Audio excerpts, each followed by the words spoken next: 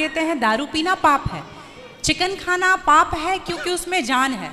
दारू में ऐसी कौन सी चीज मिली होती है कि उसको पीने से पाप हो जाता? अगर आप पी के कुछ गलत कर रहे हैं तो फिर गलत है लॉजिकली, तो फिर पाप क्यों? और अगर दारू में नशा चुकी होता है, अगर वो पाप है तो फिर तो पुड़िया खाना, सिगरेट पीना, सारी चीजें पाप में आ जाएंगी। पाप अलग विषय है, अभी मैं समझा देता हूँ आपको। जब हमारा देश गुलाम था जी, तो एक अंग्रेज ने एक पंडित जी की कनपटी पे बंदूक रखी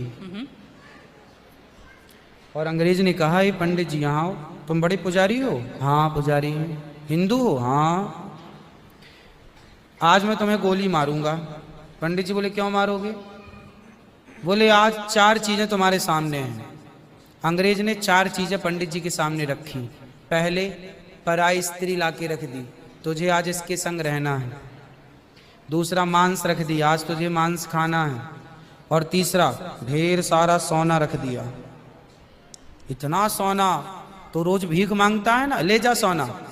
और चौथी, दारू रख दी, शराब। इन 4 में एक चीज तुझे लेनी पड़ेगी, नहीं लेगा तो गोली मारूंगा। बोल, क्या लेता है? पंडित जी बोले, पराई औरत तो मैं नहीं देख सकता, मार दो गोली मुझे, पर मैं पराई स्त्री के, मेरी माँ बहन, मेरे संस्कार ऐसे हैं कि ये मेरी माँ बहन और बेटी है, ये मैं मर जाऊंगा पर चरित्र में दाग नहीं लगने दूंगा, तो ये स्त्री तो मैं नहीं ले सकता।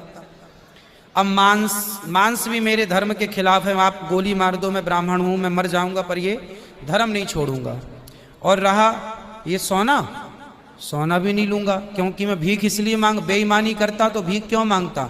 मैं ईमानदारी से भीख मांग के खा सकता हूं, बेईमानी का करोड़ों नहीं ले सकता, इसलिए सोना भी नहीं लूंगा।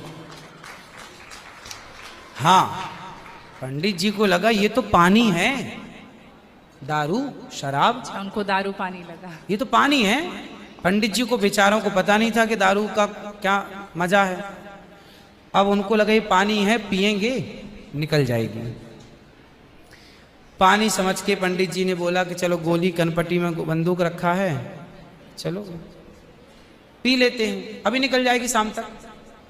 पंडित जी ने दारू पी, और जब दारू पी ली तो दारू जब पी तो नशा चढ़ा।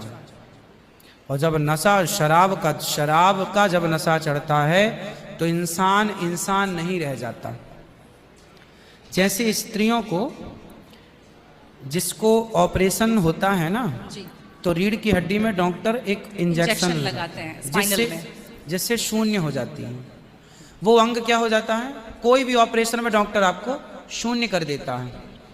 उसी तरह शराब आपके मस्तिष्क को, आपके सोचने विचारने की क्षमता को शून्य कर देती है, माइंड को शून्य कर देती है।